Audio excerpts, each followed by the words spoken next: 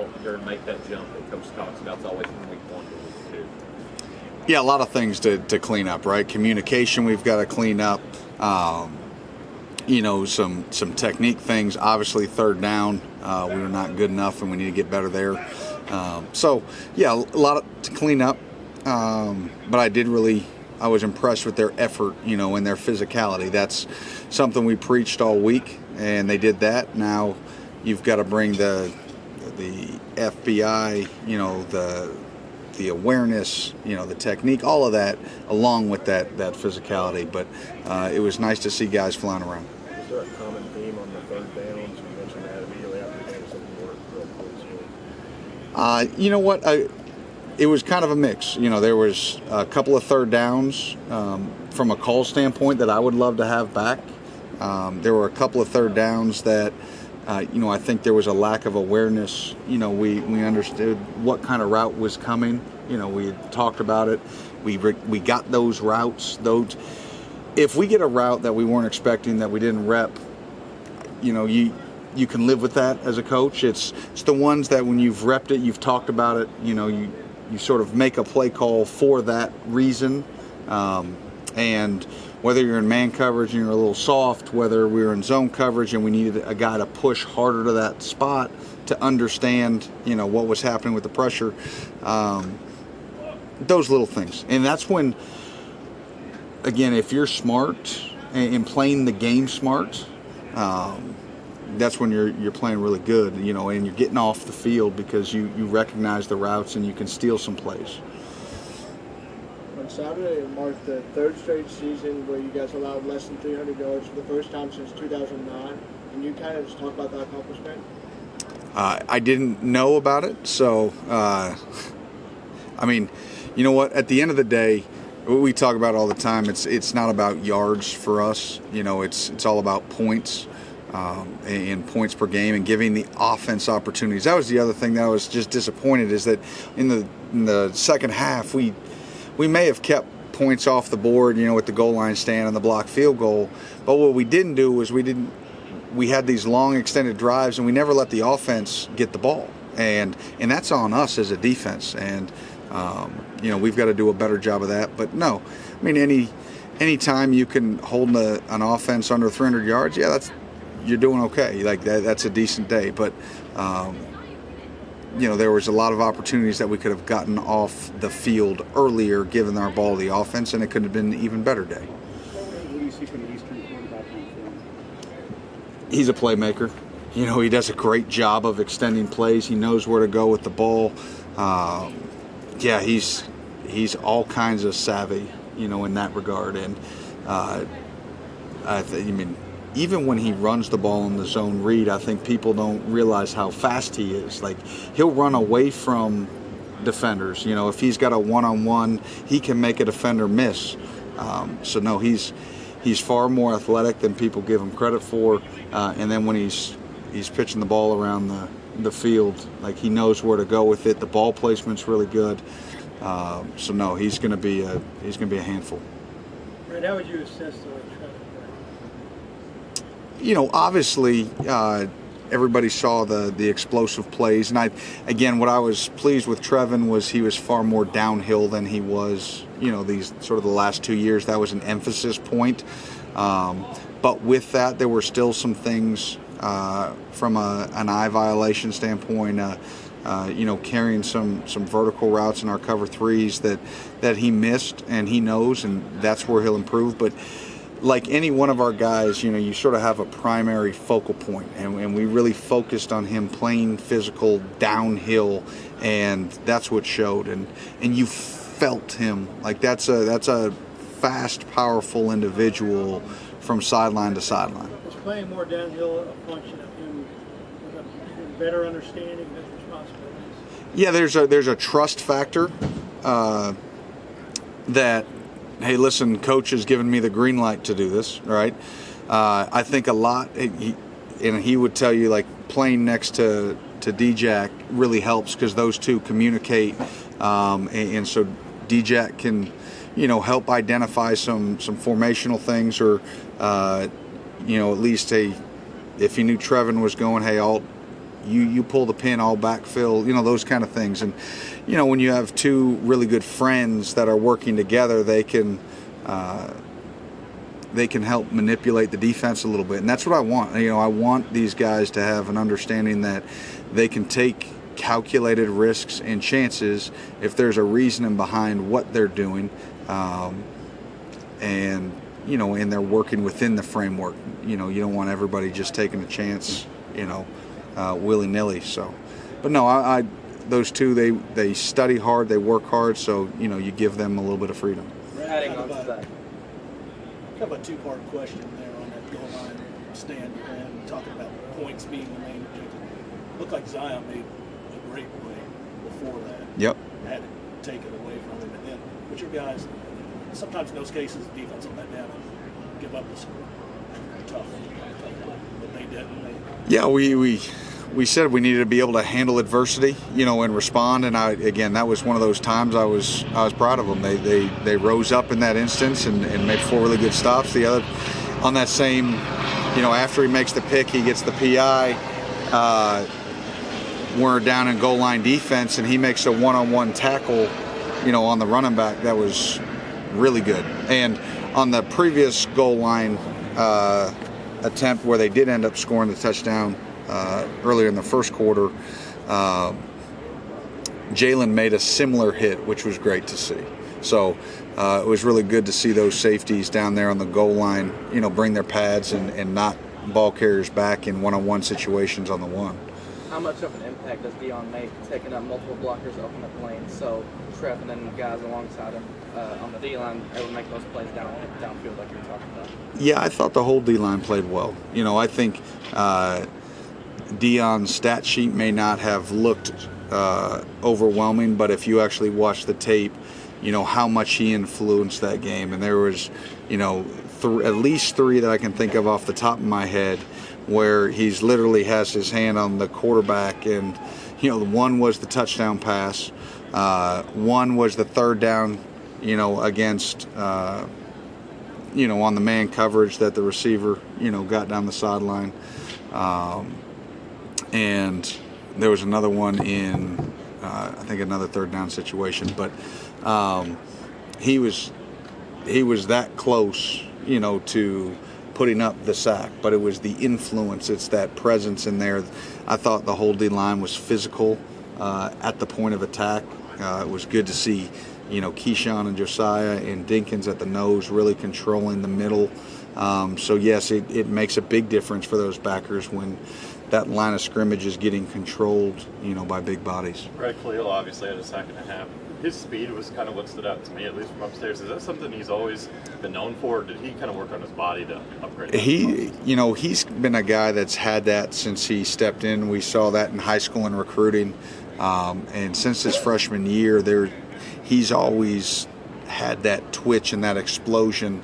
And that's what tends to happen with Khalil too, is the fact that when you are tightly wound like that, that's where you gotta watch for soft tissue issues, and Jamin had that throughout his career. So those guys that are really twitchy and you can have some muscular stuff, and so keeping him healthy and fresh, is the big key. Because when he does it, it's just a different level. I mean, that is a big man move, and everybody sees the sacks. The play that sticks out for me is when they were running to the edge, and he set the edge, the ball broke, and he ran flat down the line. I mean, that was an impressive play for a big man. What's been the biggest adjustment in just preparing for Ball State and then this week preparing for EKU defensively? Biggest adjustment? There's some carryover, in terms of offensive style, so that's been good for us, in terms of, some of their run game and their pass game. They push EKU will push the ball vertically a little bit more, so that's, something we've got to work and make sure that we limit the big plays. Wasn't pleased with how many we gave up on Saturday, so we need to limit that, and we need to do a better job. Mark talked about having problems with the boots on Saturday. Is that an eye discipline issue you mentioned earlier? The boots, yeah. There was the, there was the one boot, that got him down to about the 3-yard line. And again, we thought, initially, I think that the thought that it was just what we call a swap boot from behind the line, and it was a harder boot when it comes from over the top of the line. And we tend to get those back into the boundary as opposed to the field on that side. And just the formational setup, it was one of the first times Alex had sort of gotten that rep. So I think you look in retrospect, and yes, like we need to be able to handle that better.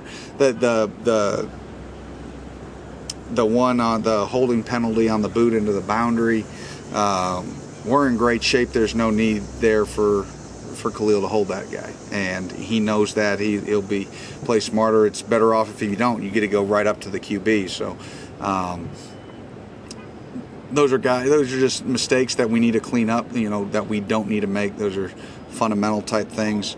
Again, the one on Alex was as much on me for not giving him a rep like that before. So he'll learn from that, and we'll be better. Do you like trying to clean things up, the little details?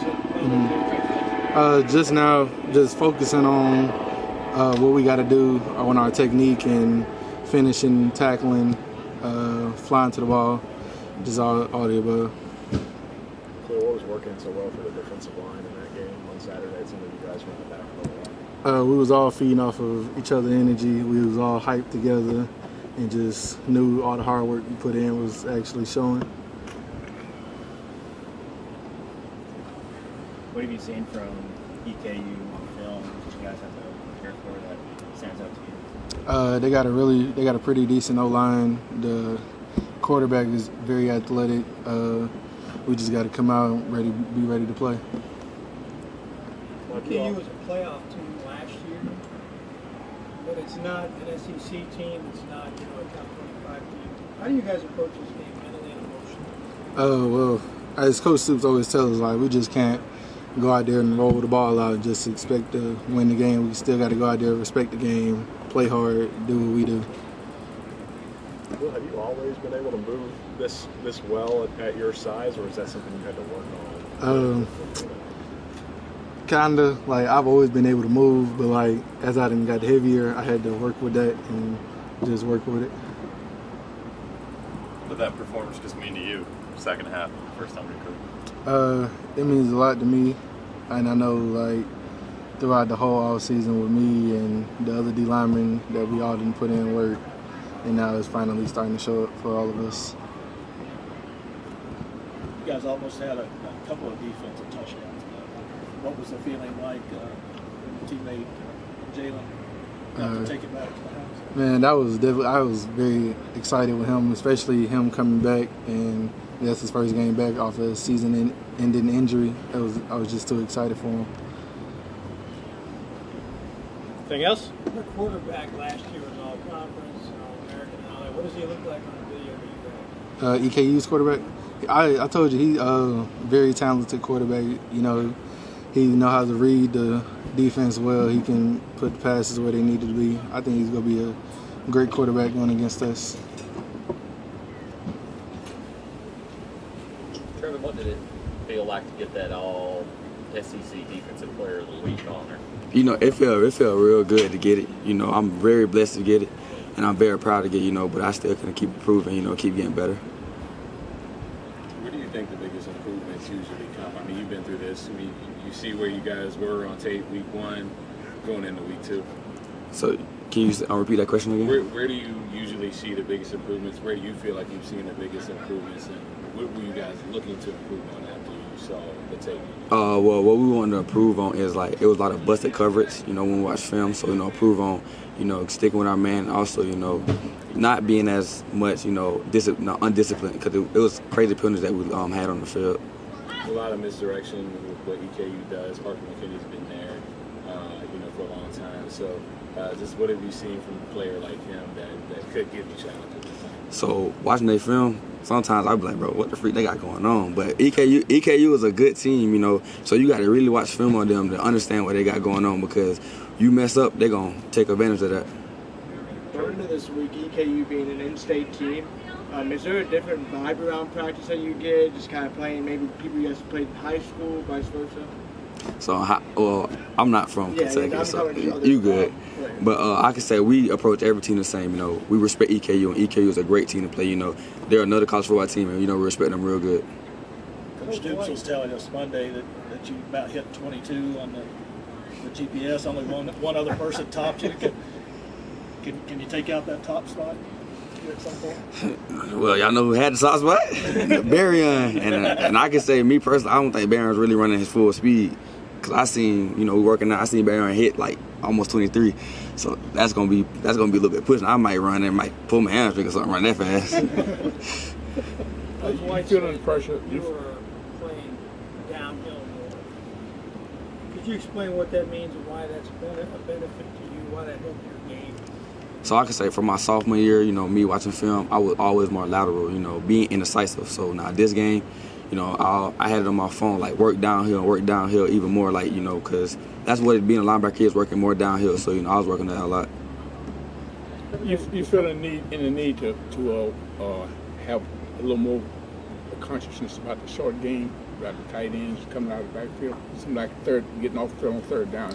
Yeah. The intermediate range passes, not just this year, but years in past too. Yeah, so I could say last game, you know, we had a lot of trouble, you know, getting off on third down, just being undecisive and making mental mistakes. So I could say that's a big part that we had got on today at practice. The coaches keep talking about how well you and DJ work together. What's behind that? I mean, are you guys close personally? Is it because you've worked together, you know, in the past? I mean, what's the key to that? I can say DJ to me, he my brother, you know. So, you know, I respect that, and we got good chemistry. You always want to have somebody by your side that you have great chemistry with, you know. I look at DJ like I knew him for like 5 years, and I only knew him for 3. So, you know, it's real good knowing DJ. Trevin, speaking of the GPS, Mark Stoops said that Khalil hit about 18. Just how impressive is it, the guy, his speed, running the way he did? I can say, me personally, that's impressive, but I feel like Khalil can run faster than that. Because I seen Khalil run, and sometimes like, man, what the world? What they feeding them in Alabama? Anything else? You had the one defensive score Saturday. Could have had 2, possibly. Is that something you think we could see more of, being able to take the ball away and turn it into points with this unit? You know, as a defense, you always strive to have turnovers because turnovers play a big part in the game. So, you know, we strive every week either getting 1 or 2 turnovers. So, you know, that's what we're working on in the practice. So if the ball on the ground, no matter if it's incomplete, we just go get it because, you know, you want to work on that. So I feel like we're going to be even better on that side of the ball. You guys were clearly ready emotionally to play last week and waiting all summer. Are you concerned at all? You respect EKU. Are you concerned about your teammates and them being mentally and emotionally ready for this one? No, not at all. You know, as a whole team, even offensive defense, we respect EKU a lot. You know, they got great players. Like the running back 21, he's a great player. Like even the quarterback, they all great players, so we respect them real well. I think they got an offensive lineman that's on the Senior Bowl list too. So all them players are good. You know, they go to college like us and they put on their clothes like us too. So we got to respect them. After Saturday, you talked about your goal for each game is having 10 tackles. What's your prediction? What do you try and go for this EKU game, but also just like keeping that goal throughout the entire year? So like my goal is to have 10 tackles. So I'm just try to reach that goal. That's what it is for almost every game.